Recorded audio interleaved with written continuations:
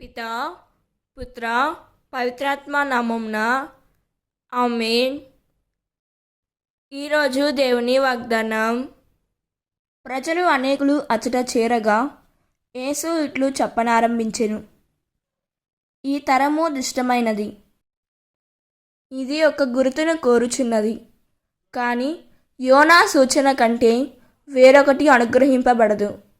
ఏలయనా నినేవే వాసులకు యోనా సూచన అయినట్లే ఈ తరమునకు మనుష్య కుమారుడును ఒక సూచన యగును. లూకా 11వ అధ్యాయము 29వ వచనం. ఈ వాక్యం మనకు ఏం చెబుతున్నదంటే, ఈ తరం ప్రజలు సూచనలు, అద్భుతాలు, గుర్తులు కోరుతున్నారు.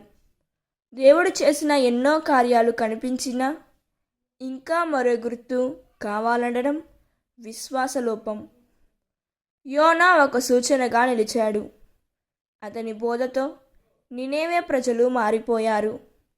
కానీ మనకు యోనా కొన్న గొప్పవాడు యేసుక్రీస్తు స్వయంగా ఉన్నారు. ఆయన మన హృదయం మారకపోతే అది కఠిన హృదయం. ఈ వాక్యం మనకు ఏం చెప్తున్నదంటే, అద్భుతాలు చూడడం కాదు ముఖ్యం, పశ్చాత్తాపం చేసి మారడం ముఖ్యం. దేవుడు ఈ వాక్యం వింటున్న ప్రతి ఒక్కరిని దీవించునుగాక.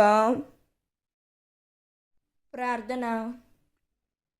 ప్రభువైన యేసయ్య, అద్భుతాలు చూడకపోతే నమ్మను అనే హృదయం నాలో ఉంది. నీ వాక్యాన్ని వినినా ఇంకా గుర్తులు కోరిన సందర్భాలు ఉన్నాయి.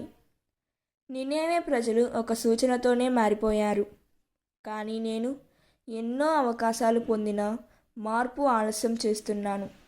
ప్రభువా, అద్భుతాన్ని కోసం కాదు, నీ సిలువను చూసి విశ్వసించే విశ్వాసం నాలో నింపుము తండ్రి.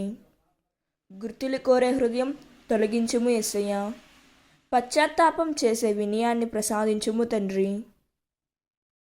ఆమేన్. God bless you.